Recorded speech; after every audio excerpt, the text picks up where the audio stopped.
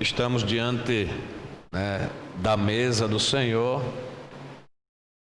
para a celebração da ceia do Senhor, um momento muito especial,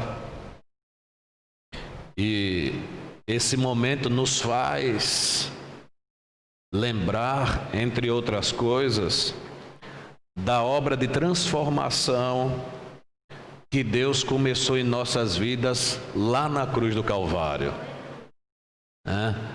Então, a celebração da ceia do Senhor é uma oportunidade para nós lembrarmos que nós estamos em transformação. E essa obra de transformação começou em Cristo Jesus, lá na cruz do Calvário. Somos uma obra nas mãos do Senhor. Somos uma obra em transformação nas mãos do Senhor. A palavra de Deus nos ensina que Deus é como um oleiro e nós somos como um vaso de barro nas mãos do oleiro, Então nós sabemos que o oleiro é aquele que trabalha fazendo peças de barro, e uma das peças importantíssimas que o oleiro faz é o vaso de barro. Então nós somos vidas em transformação. É importante nós lembrarmos disso,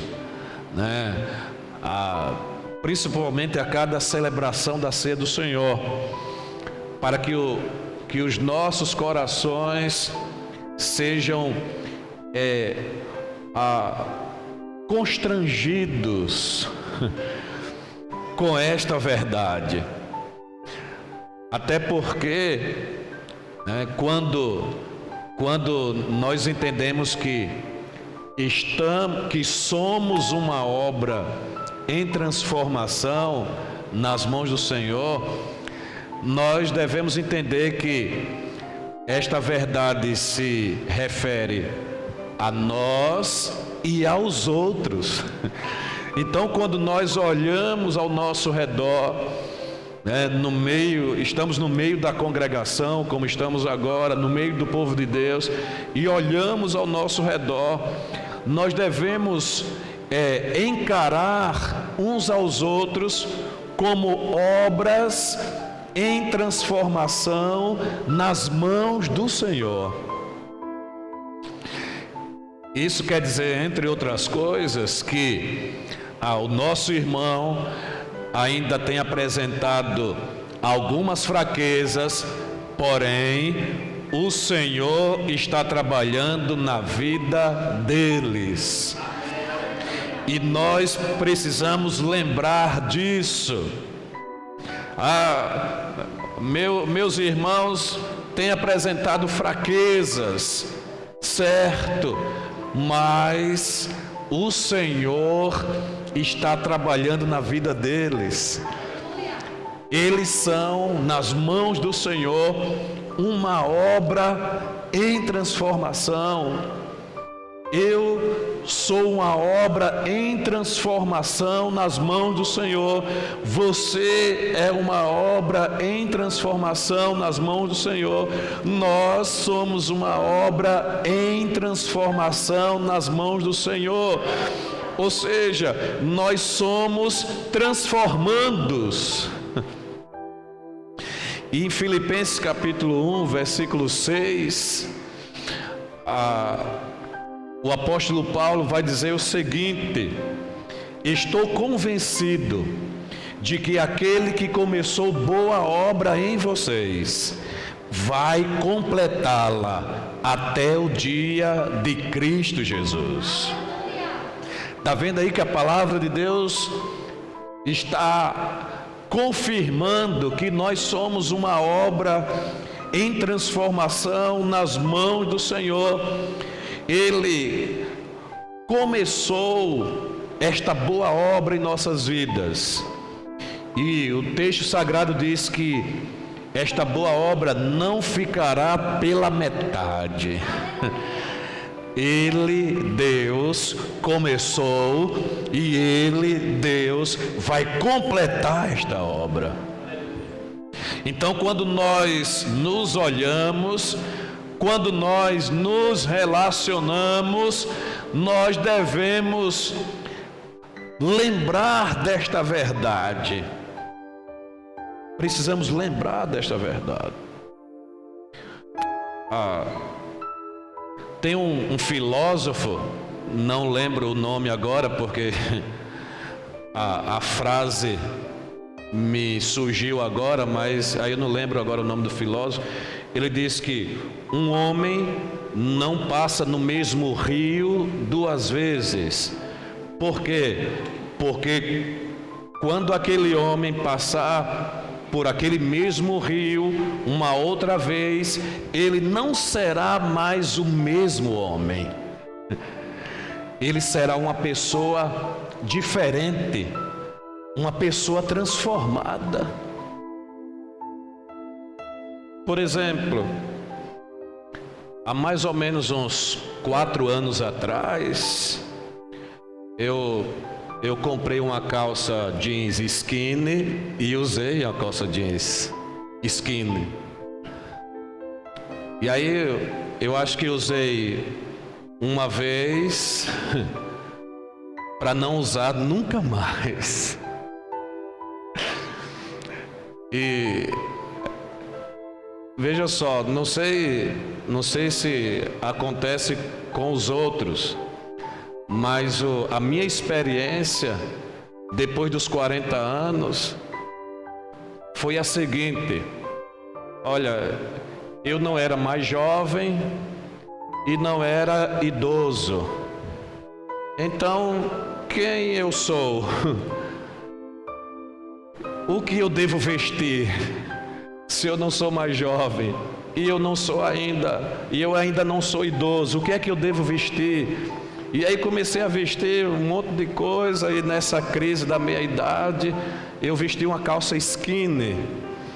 E depois, olhando as fotografias, eu disse: rapaz, é muita coragem. Eu não tenho mais essa coragem. E aí usei 1 ou 2 vezes no máximo e coloquei na relação de coisas para doar.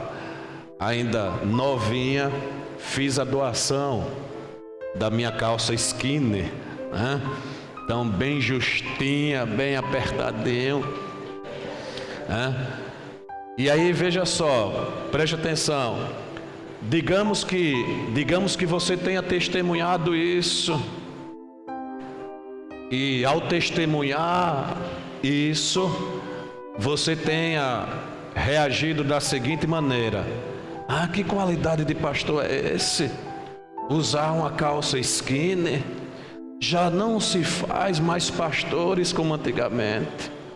Já não basta não vestir terno e gravata. E ainda mais, ele se atreve a usar uma calça tão justinha como essa, uma calça skinny. Sabe de uma coisa? Esse pastor, ele não serve. Eu vou buscar outro pastor, outra igreja, vou me mudar dessa igreja. Já pensou se você que testemunhou isso tivesse divergido de tal maneira, tivesse reagido dessa maneira? O que eu quero dizer com isso?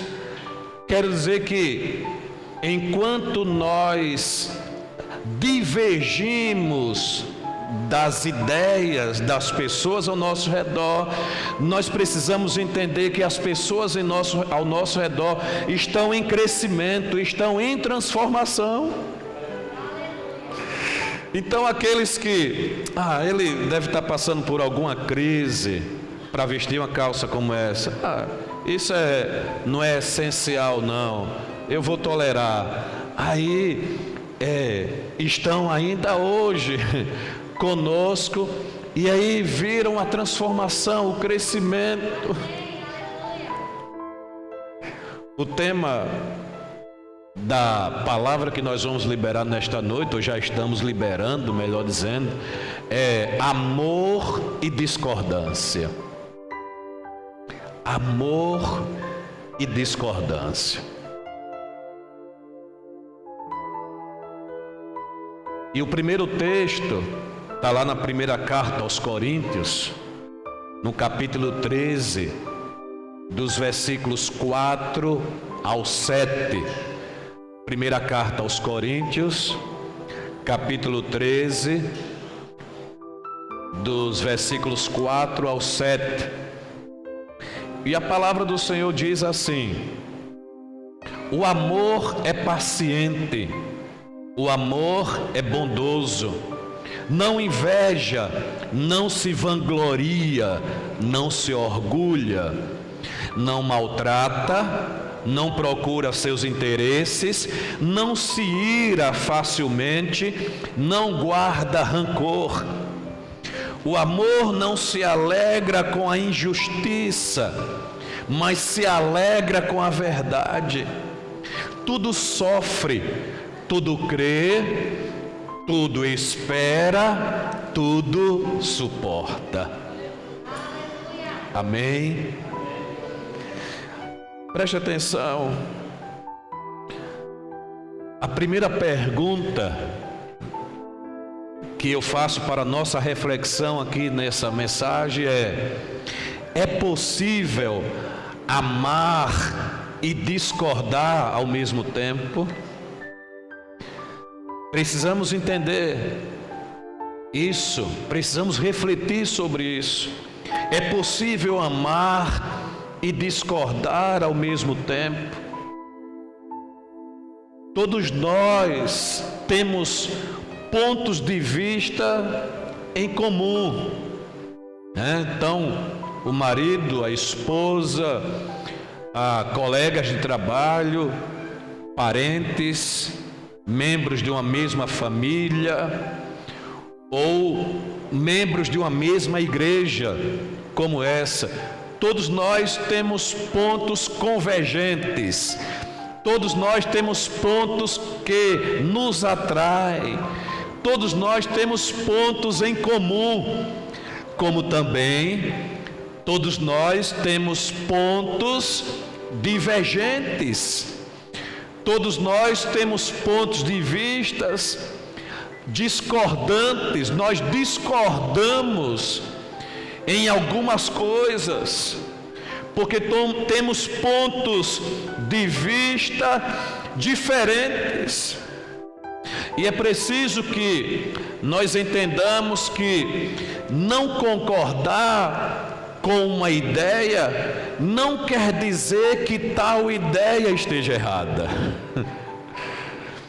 Às vezes nós discordamos de tal ideia, e nós discordamos assim de uma maneira tão absoluta, nós discordamos tão absolutamente, como se de fato tivéssemos a convicção de que aquela ideia está errada. Preste atenção, porque é possível que nós estejamos discordando de alguém e esse alguém esteja certo. É possível.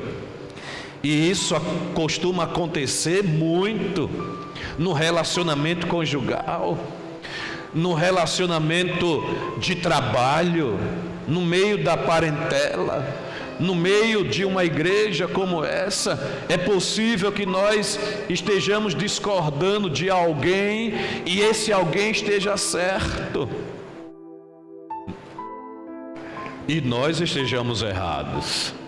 Então, não concordar com uma ideia não quer dizer que tal ideia esteja errada, só quer dizer que nós não concordamos com tal ideia. E concordar ou não concordar tem muito a ver com o nosso tipo de temperamento, tem muito a ver com a cultura onde nós fomos inseridos, tem muito a ver com o tipo de educação que nós recebemos, principalmente dos nossos pais.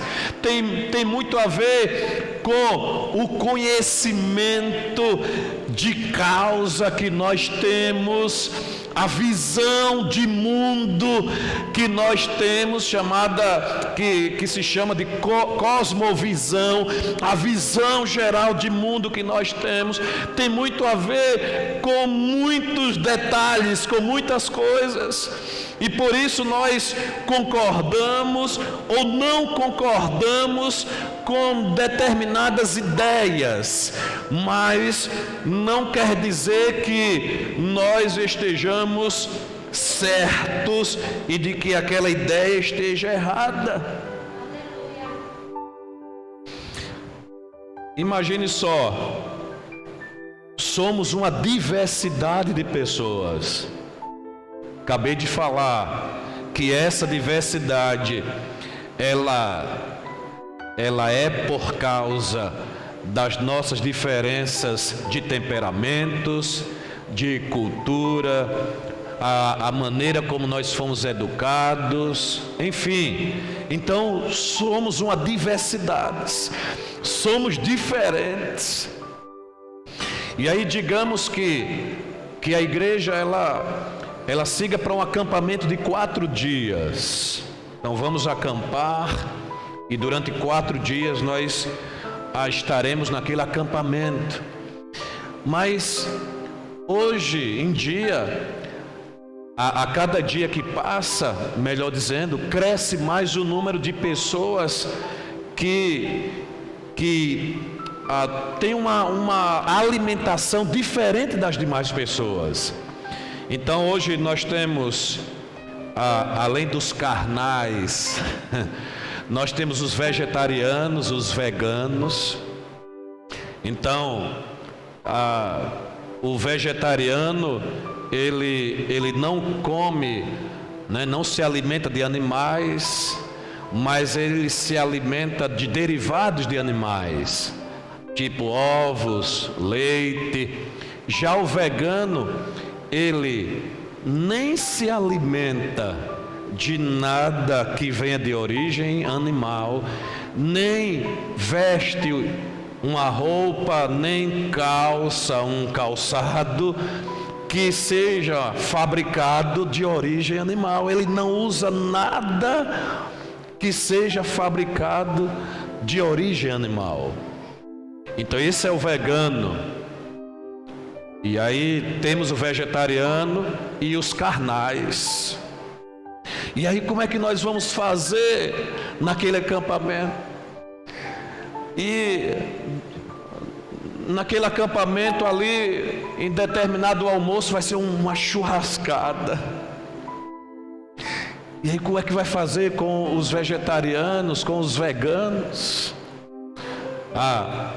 Nós precisamos ter uma churrasqueira para os carnais, os crentes carnais.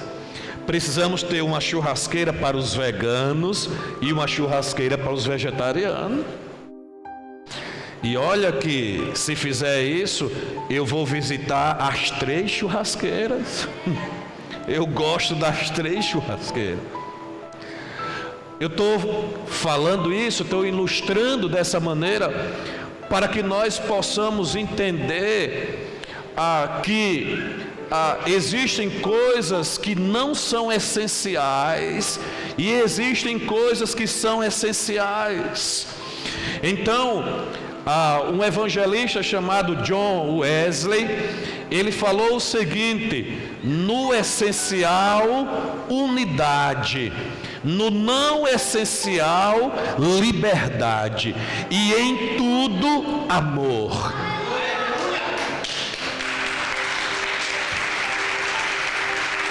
Será que você já começa a entender onde nós queremos chegar? Porque tem coisas que são essenciais. Então, no essencial deve haver unidade, ou seja, deve haver concordância. Unidade é uma palavra sinônima de concordância. No essencial, unidade. Um exemplo de algo que é essencial. Algo que é essencial é a oração. Então, na oração deve haver unidade. Ou será que vai aparecer alguém e dizer: eu não concordo com oração? A gente está reunido como igreja: eu não concordo com oração, eu não creio em oração. Não. O concordar com a oração e crer na oração é algo essencial. E no essencial deve haver unidade. Então é por isso que na próxima sexta-feira nós teremos aqui a nossa reunião de oração, e é uma reunião para toda a igreja. Então começaremos às 16h, e como foi bem informado aqui, nós iremos até às 22h. Se você pode todo esse tempo, legal, venha. Se você não pode todo esse tempo, venha naquele período que de fato você pode estar, porque a igreja precisa concordar em oração. A palavra de Deus nos ensina ao povo de Deus a concordar em oração. Oração é algo essencial. Agora, sabe, ainda sobre o tema oração, um exemplo de algo que não é essencial.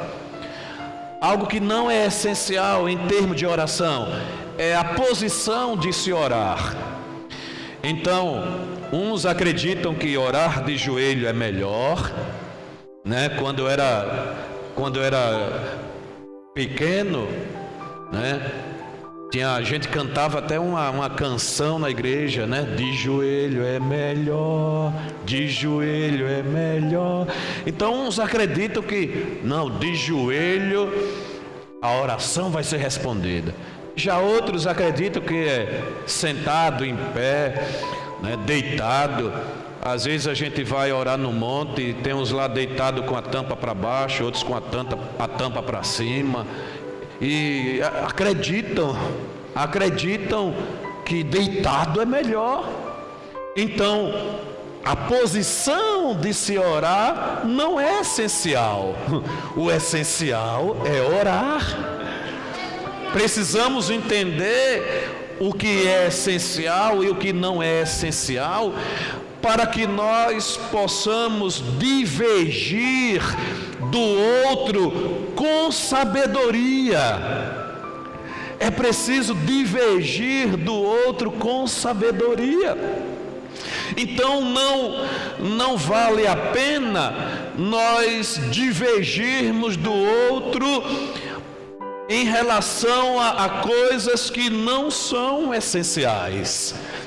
Então, ainda usando o exemplo anterior do carnal, vegano e do vegetariano, o apóstolo Paulo vai falar lá na carta aos Coríntios, ele vai dizer: uns creem que se pode comer carne, outros creem que não se pode comer carne. Olha, vocês devem cuidar para conservar a unidade.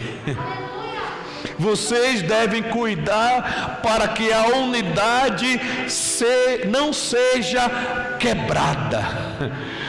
Porque entre a unidade e comer carne ou não comer carne, que prevaleça a unidade. Então, no não essencial, que haja liberdade. No não essencial, que haja liberdade, né? E em todas as coisas, ou seja, no essencial e no não essencial, que haja amor. Quer ver outro exemplo? O culto ao Senhor. O culto ao Senhor é algo essencial, mas o local onde é realizado o culto não é essencial. Como assim? O local onde é realizado o culto pode ser numa catedral, pode ser em um salão como esse, na periferia da cidade, pode ser em um barraco. Eu lembro que há alguns anos atrás, nós estivemos em Pacatuba, né, na primeira igreja batista em Pacatuba, e aí no domingo à tarde nós descemos para a praia de Jussa, lá em Pacatuba, para visitar uma congregação, e a congregação era feita de palhoça com palhas de coqueiro, um salão mais ou menos do tamanho dessa plataforma, e nós estivemos ali alegres por ver a obra de Deus naquele lugar, na vida daquelas pessoas, e ali nós cultuamos, adoramos a Deus, liberamos uma palavra. Então pode ser debaixo de uma árvore, pode ser em qualquer lugar. O local de culto não é essencial, o culto sim é essencial. Então, se por exemplo a liderança decidir, olha, não, esse mês nós não vamos fazer o culto aqui no salão, vamos fazer o culto ali no antigo sítio, né, lá naquele canteiro, vamos fazer o culto lá. Aí certamente que algumas pessoas, eu não concordo com isso, um local aberto, aí tem essa e aquela questão e tal, né? Logo algumas pessoas vão se levantar e vão discordar. Aí a pergunta: pode discordar? Claro que sim. O que não se deve é discordar sem amor. Discordância sem amor é que não deve se fazer. Lá na segunda carta aos Coríntios, no capítulo 3, versículo 17, diz assim: ora, o Senhor é o Espírito, e onde está o Espírito do Senhor, ali há liberdade. Liberdade, sim, para discordar. Você pode discordar lá no seu relacionamento conjugal, você pode discordar das ideias do seu marido.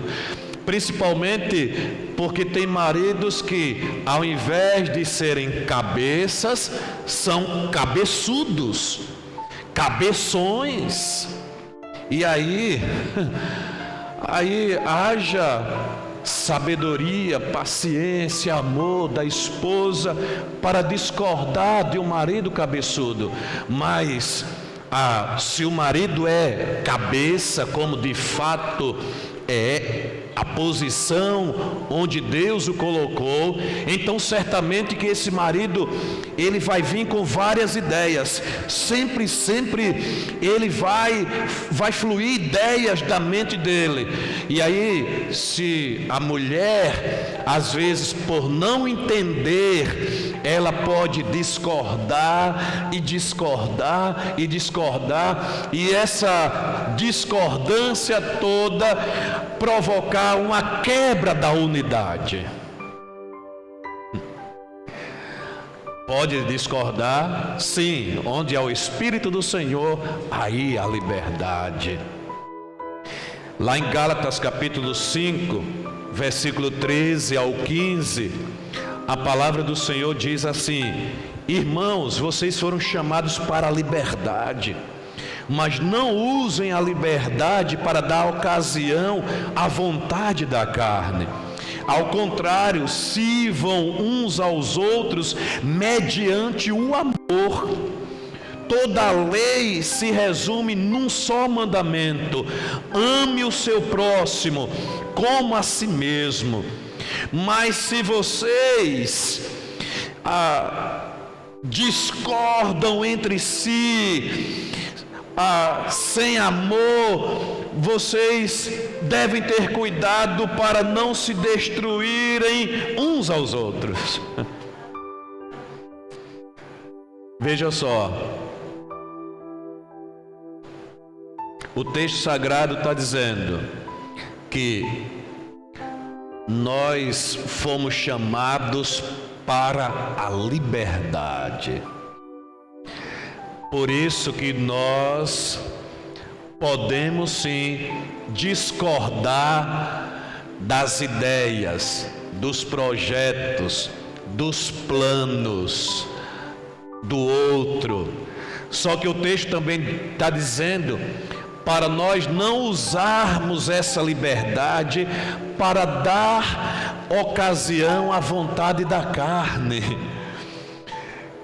E esse é o problema, quando a vontade da carne começa a ditar, a governar as ações.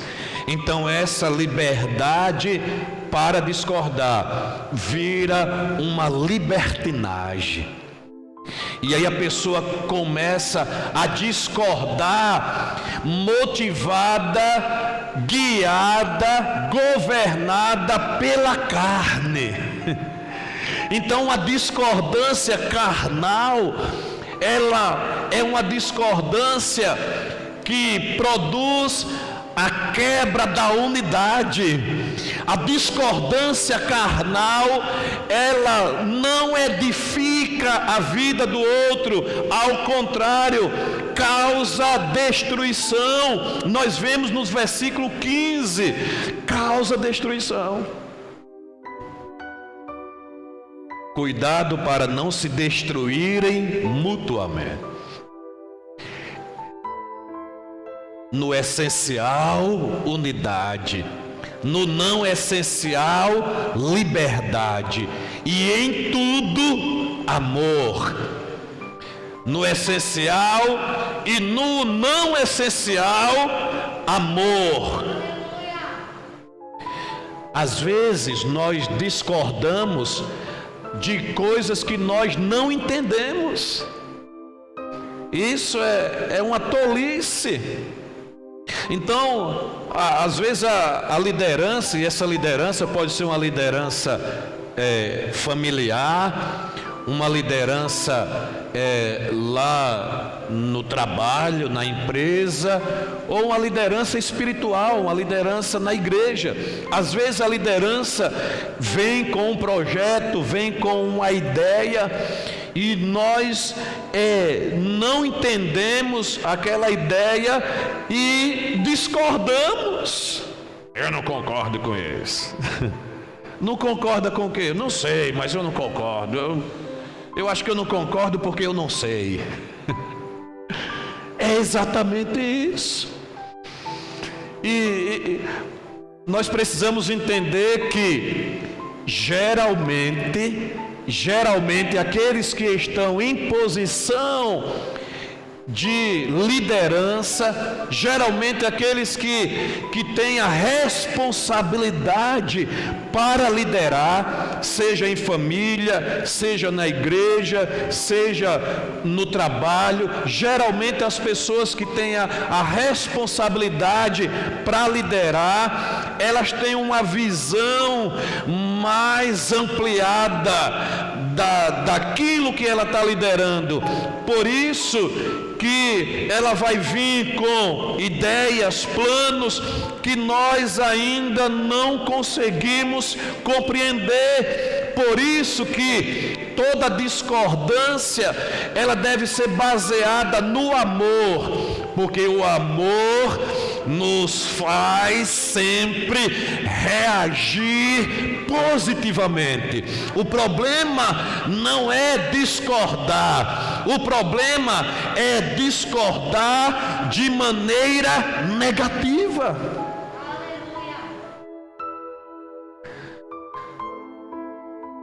Isso costuma acontecer bastante no relacionamento conjugal.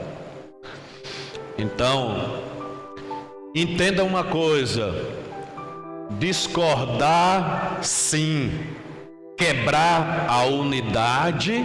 Não. Quantas das vezes nós vemos isso acontecer? Mais uma vez eu falo, no trabalho, na empresa, na família, na igreja, ou na parentela, na vizinhança. Então, às vezes nós não concordamos com algo, estejamos certos dessa concordância, ou estejamos errados nessa concordância, nessa discordância. Às vezes nós discordamos de algo, e aí nós discordamos de forma negativa, de modo a quebrar a unidade daquele lugar. E logo a gente, olha, você viu aí, foi o patrão, o gerente, o pastor, o nosso pai, a nossa mãe, você viu aí o que fez? Tá vendo que não vai dar certo? Isso muito errado, esse posicionamento, essa decisão muito errada. Aí logo encontra uma outra pessoa, é mesmo, tá errado mesmo. E daqui a pouco cria um grupo de WhatsApp dos discordantes. E aí começa a inflamar uns aos outros, causando a quebra da unidade. Presta atenção, porque quem trabalha para quebrar a unidade, seja na família, seja na igreja, seja no trabalho, onde quer que seja, quem trabalha para quebrar a unidade é o diabo. Então tais pessoas estão sendo servas do diabo. Misericórdia. Misericórdia com vários ecos. Presta atenção. Entenda uma coisa. Discordar sim, quebrar a unidade jamais. Possivelmente você discordou porque não entendeu. Possivelmente você discordou porque você está certo e o outro está errado. Porém, a sua discordância deve ser uma discordância temperada com o amor de Deus. 1 Coríntios 13:4 diz assim: o amor é paciente, o amor é bondoso, não inveja, não se vangloria, não se orgulha. Por isso que a nossa discordância deve ser com amor. Ou seja, na nossa discordância não deve faltar, por exemplo, paciência e bondade. Na nossa discordância não deve faltar paciência e bondade. É difícil ser paciente quando nós temos convicção de que estamos certos e o outro errado. É difícil, mas não é impossível, porque o amor de Deus, que já foi derramado em nossos corações por meio do Espírito Santo, nos capacita a isso. O amor de Deus nos capacita a sermos pacientes, mesmo quando nós temos a convicção de que estamos certos e de que o outro está errado. Pacientes e bondosos. Isso quer dizer, por exemplo, que na discordância eu não vou virar as costas para o outro. Na discordância eu não vou descartar o outro.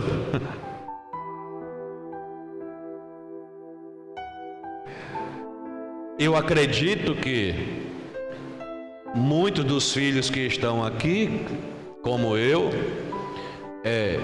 no seu relacionamento com seu pai, discordaram muitas vezes de determinadas posições, práticas, comportamentos, mas no entanto não chegaram ao extremo de dizer: eu não sou mais o seu filho. Inclusive eu estou indo no cartório para refazer a minha certidão de nascimento, tirar o seu sobrenome, porque eu não sou mais seu filho, não concordo, tal e tal.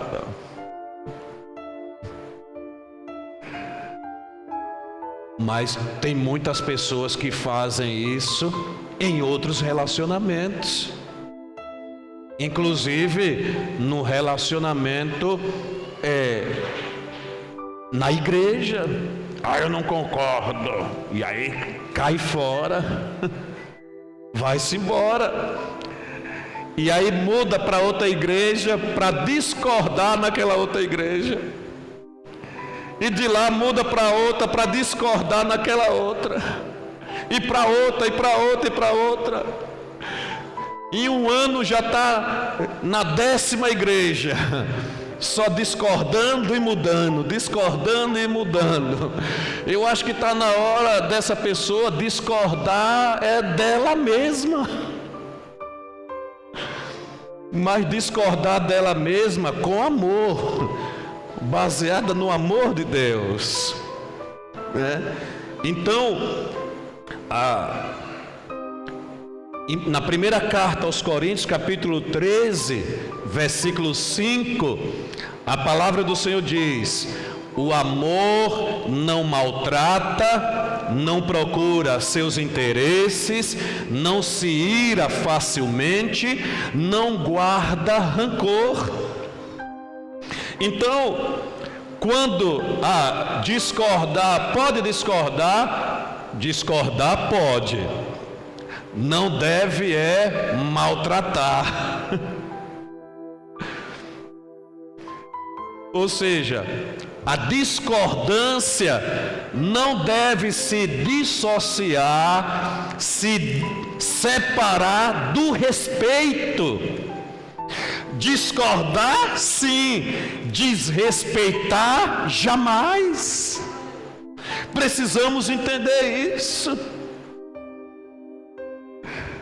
Discordar, sim; agredir, jamais. E quando nós falamos aqui sobre agressão, o texto fala que o amor não maltrata. Quando nós falamos aqui de agressão, não estamos falando apenas sobre agressão física. Mulher, você está errada. Não, estamos falando também sobre agressão verbal, agressão moral, agressão emocional. A discordância não deve se separar do respeito que nós devemos ter para com todas as pessoas. A única maneira de conduzir uma pessoa do erro ao acerto é através do amor. Não existe uma outra maneira eficaz quanto o amor para se conduzir alguém do erro ao acerto. Então, sob o pretexto de discordar, muitas pessoas estão dando lugar à justiça própria. Eu discordo, e aí batem um martelo e julgam, condenam e não querem saber mais. Em Filipenses capítulo 3, dos versículos 7 ao 9, a palavra do Senhor diz assim, Filipenses 3, do 7 ao 9: mas o que para mim era lucro, passei a considerar como perda, por causa de Cristo. Mais do que isso, considero tudo como perda, comparado com a suprema grandeza do conhecimento de Cristo Jesus, meu Senhor, por quem perdi todas as coisas. Eu as considero como esterco, para poder ganhar Cristo e ser encontrado nele, não tendo a minha própria justiça, que procede da lei, mas a que vem mediante a fé em Cristo, a justiça que procede de Deus e se baseia na fé. O apóstolo Paulo está dizendo, olha, eu considero a minha justiça como perda. Eu desconsidero a minha justiça para adquirir, para experimentar a justiça que vem pela fé em Cristo Jesus. Deixa eu falar mais um pouco sobre isso.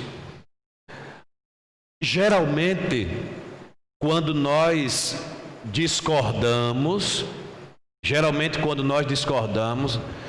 a depender do assunto da discordância, a depender do relacionamento, nós nos levantamos de maneira muito feroz.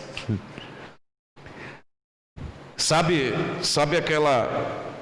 aquela ideia, né, aquela filosofia, olha, eu dou um boi para não entrar numa briga, mas quando eu entro, eu dou uma boiada para não sair dela. São muitas pessoas na prática da discordância. Então elas se levantam, isso é justiça própria. Para elas, aquele ponto de discordância é o ponto da vida delas. No consciente delas está assim, eu não saio daqui para perder nessa discordância. E aí, o que é que nós perdemos quando nós nos comportamos dessa maneira? Nós perdemos o mais importante, que são as pessoas, os relacionamentos.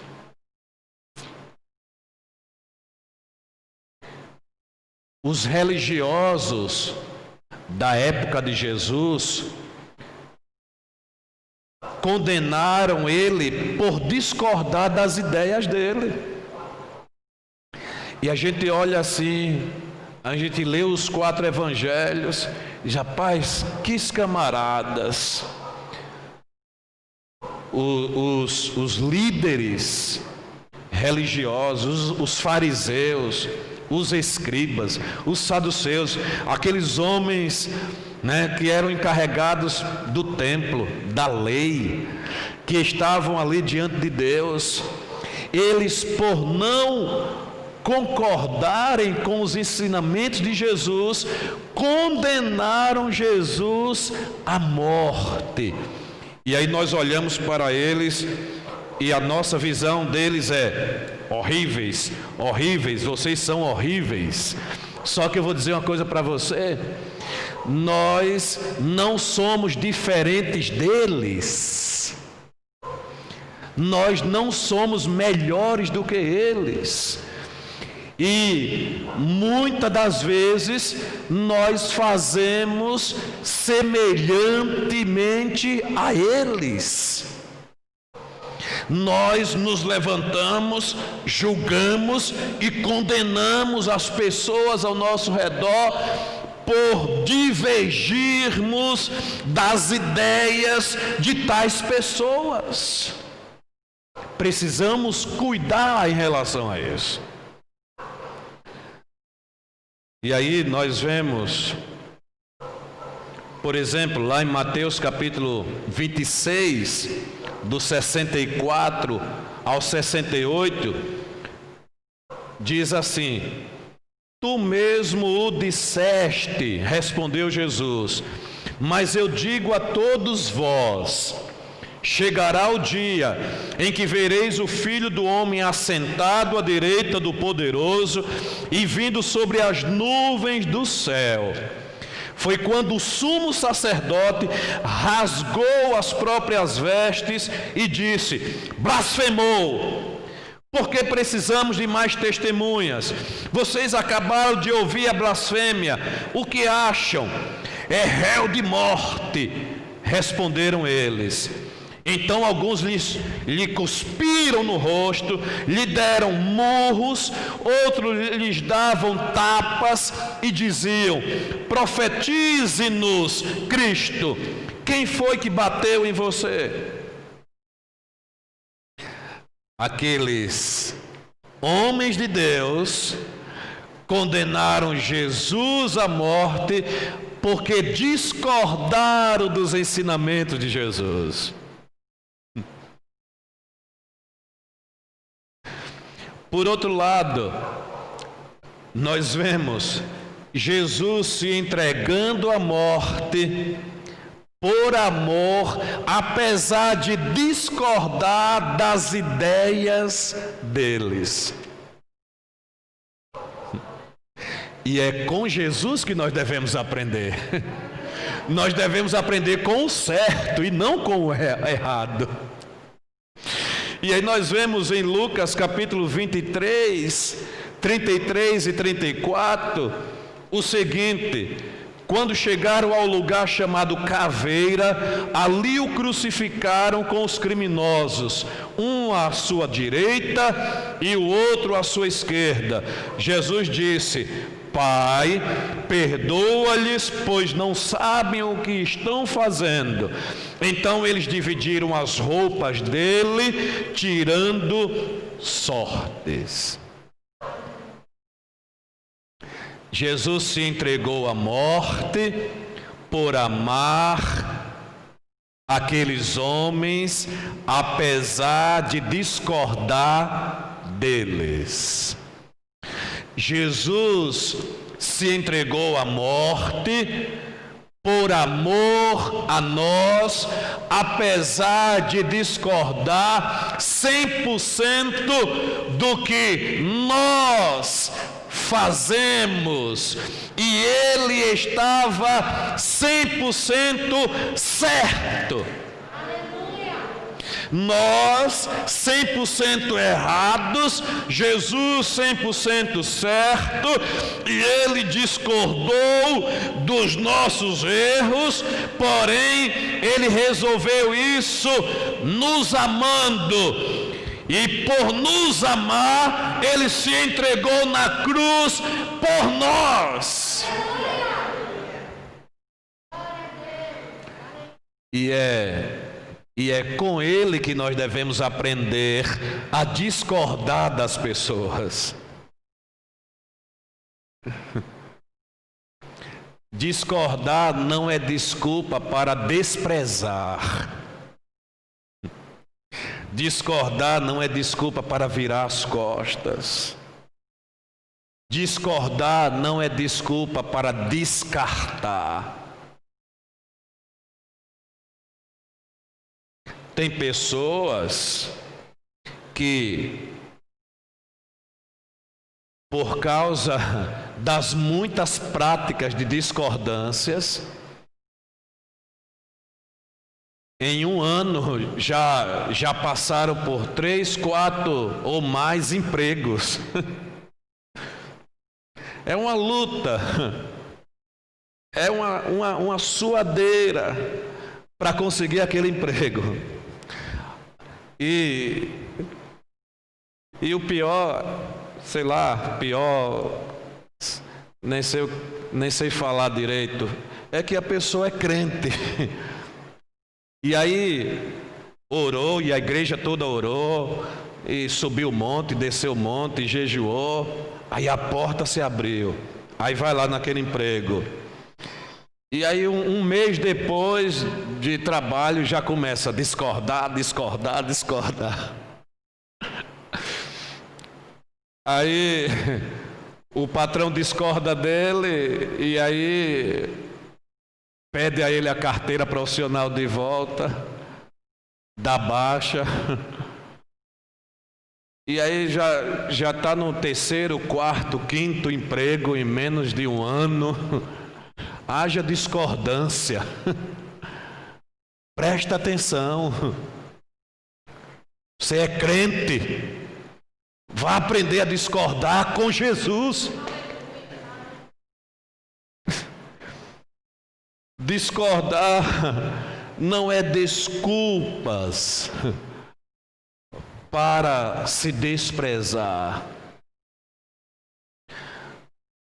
Eu pergunto, você vai virar as costas para todos aqueles que você discordar?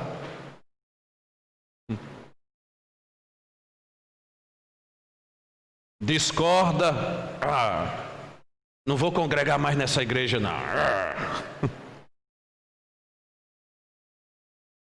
1 Coríntios capítulo 13, versículo 7. Tudo sofre, o amor tudo crê, o amor tudo espera, o amor tudo suporta. Amar alguém não quer dizer que você vai concordar sempre com as ideias e escolhas desse alguém. Amar não é concordância absoluta.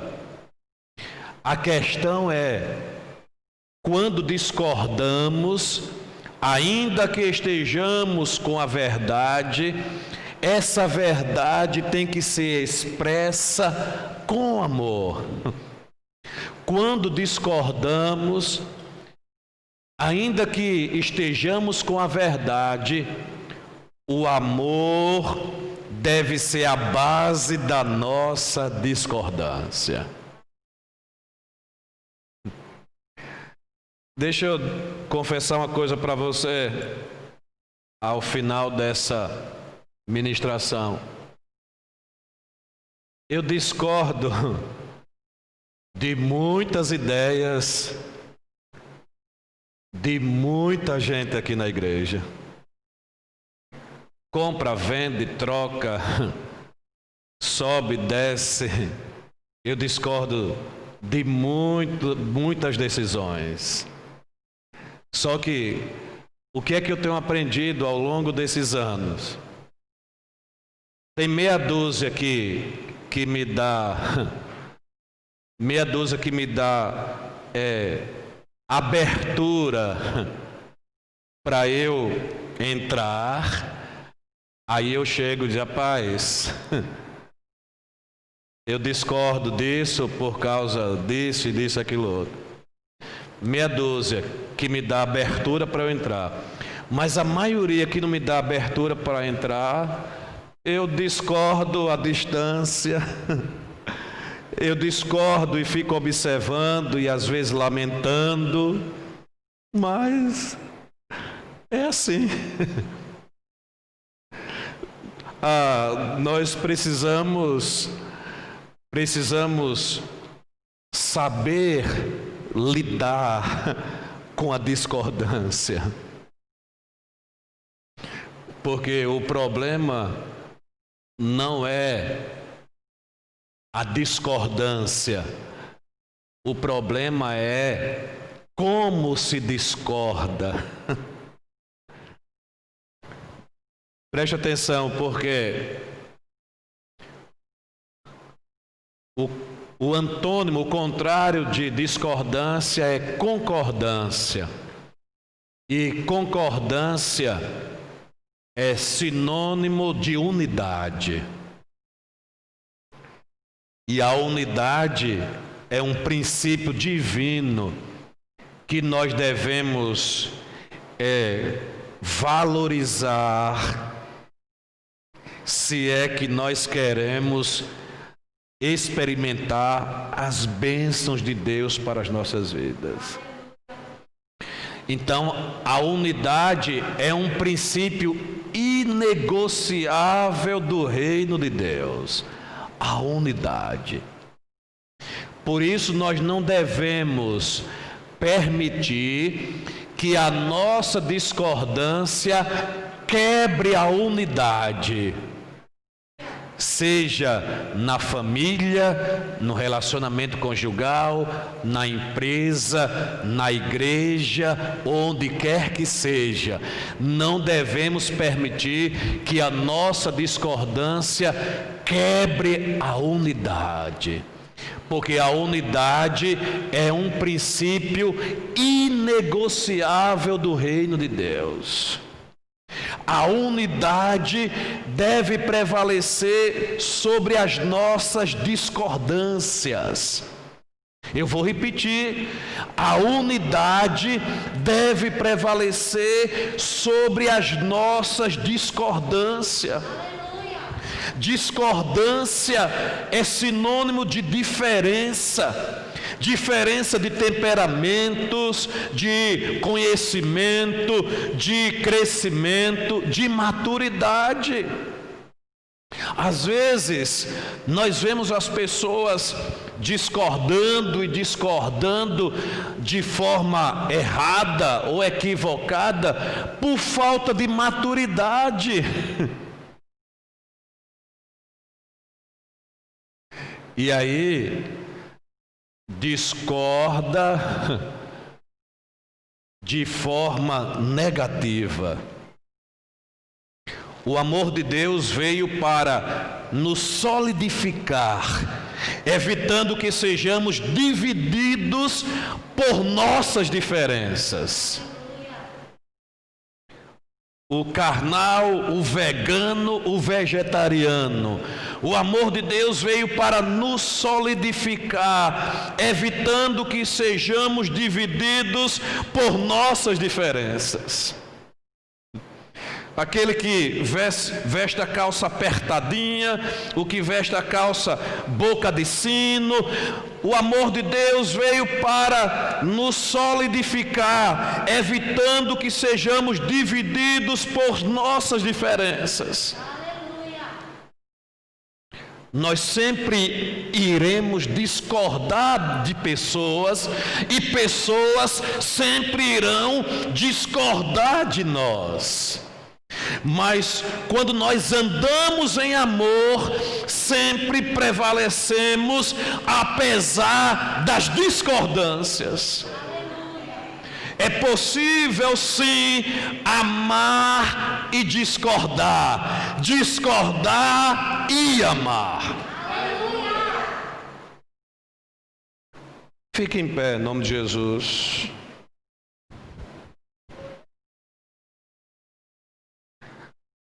Quando nós estamos diante da mesa do Senhor,